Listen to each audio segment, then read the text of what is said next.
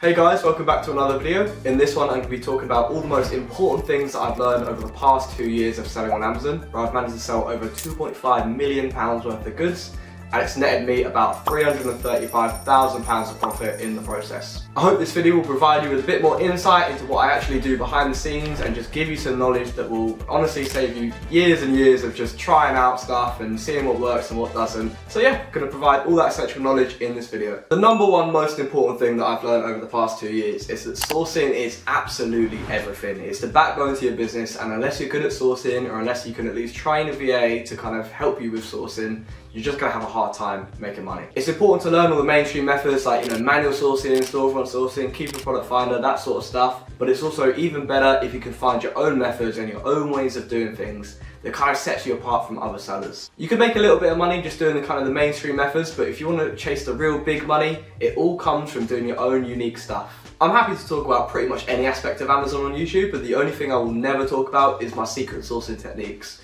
These I keep strictly confidential for just me and my mentorship students. And the reason I do this is because, I just don't want these methods to become saturated. I don't want for them to become common knowledge because, if everyone else starts doing them, it's going to cause a bit of a problem, The competitive edge is really having as few people doing them as possible and just finding this stuff and, finding all these products and just keeping them to myself, really.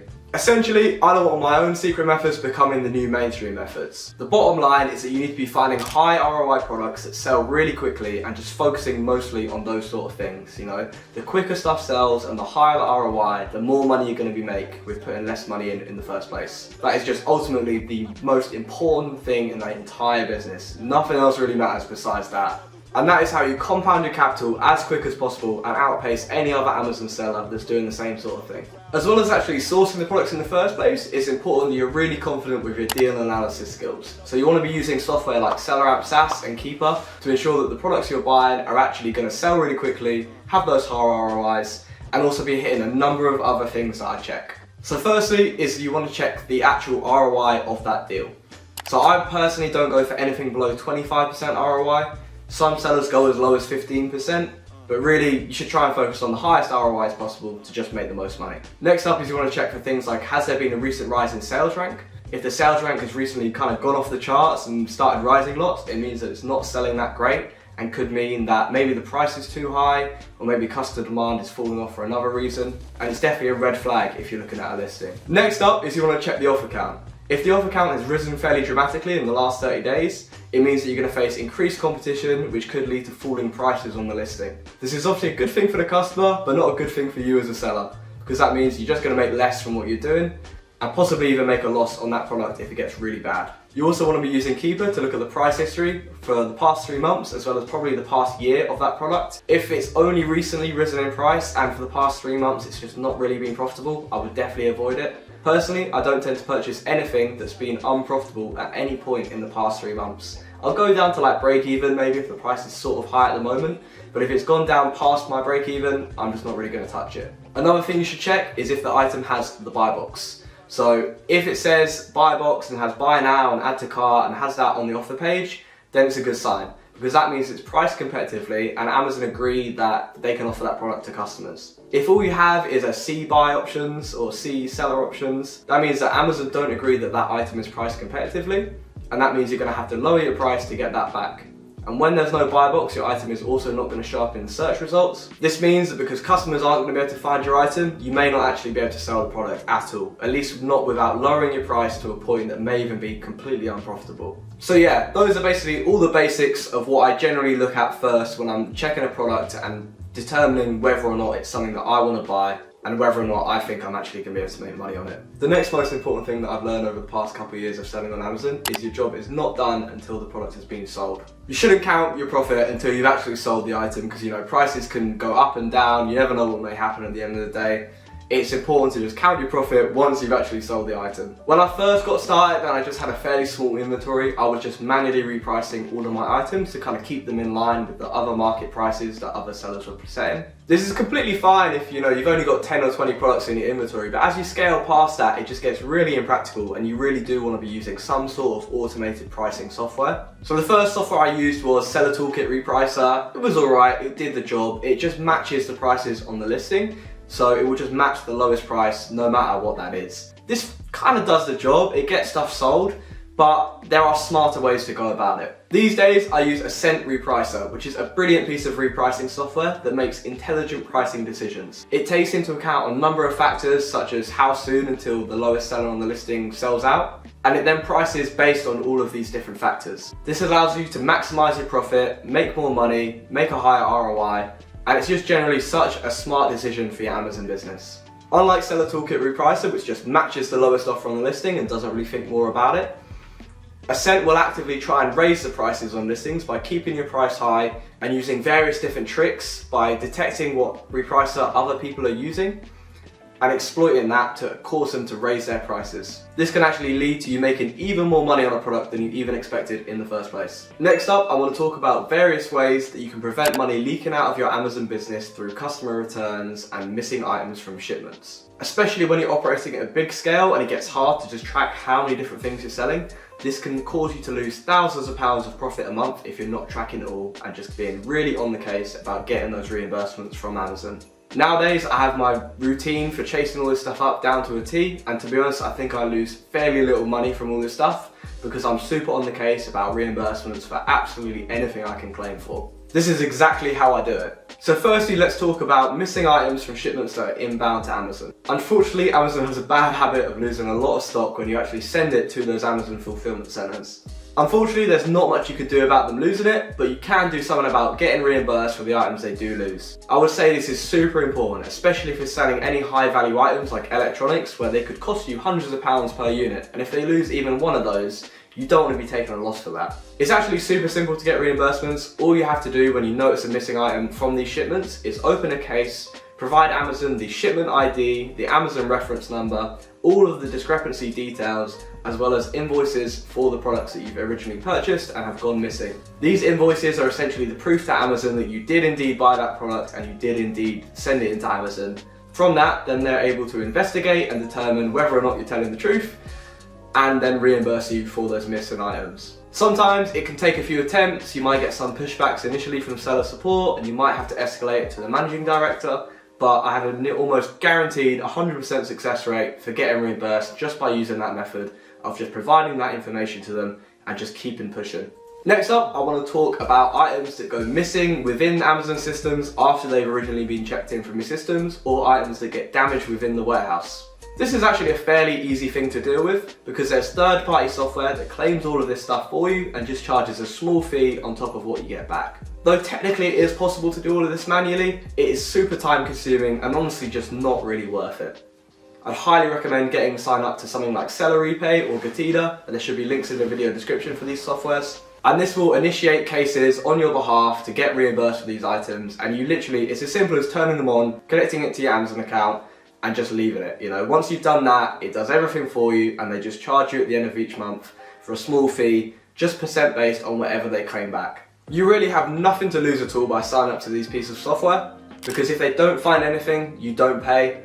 And realistically, if you don't have one of these things set up and you're selling on Amazon, you are probably losing money without ever even realizing it. If you're watching this video and you've not got them set up and you're thinking, nah, not me, I don't lose money, you're just wrong. Just get it set up and they will claim you back some money. Next up is customer returns. So if you've already been selling on Amazon for a while, I'm sure there's a case where you've had an item sent back and it's just been smashed to bits by a customer.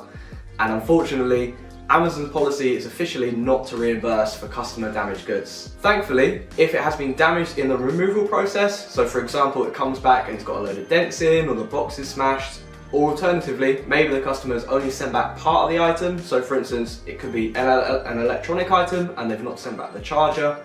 It could be a beauty kit and they've only sent back half the lipsticks in the kit. Something like that you will be able to get reimbursed for really easily. All you need to do is open a case with Amazon seller support, provide them the shipping label and the packing slip for the box that it was sent back to you with.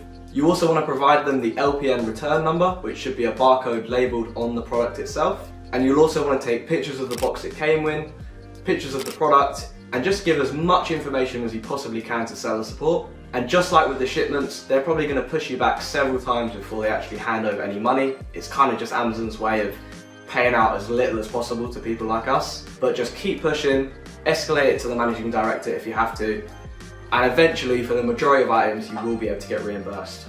I don't tend to do this too much because it's actually a pretty long process, but for anything that's high value, I always do.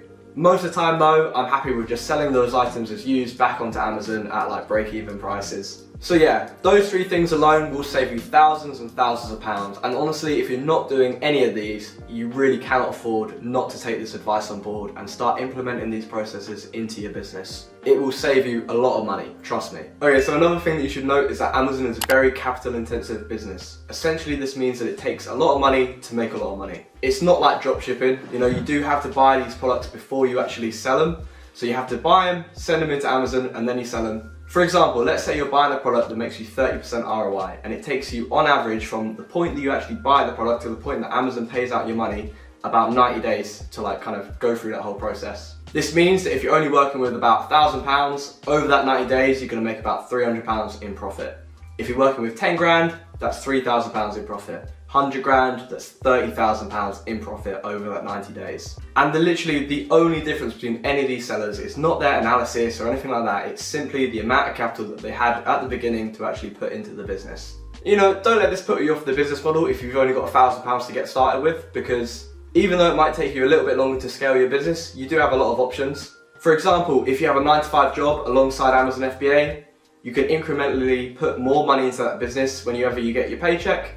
Even if it's only 100 quid extra a month, this can really help scale your business a lot faster. You know, the more money you have turning around in Amazon, the more money you're going to be able to make at the end of the day. And you know, every £100 you put into your Amazon business, that you're going to make another 30% on that every single quarter. And the more you can afford to put in, the more you're going to make. Now, another option, and let me preface this by saying this is not financial advice, but you can take on business loans or various different credit card options.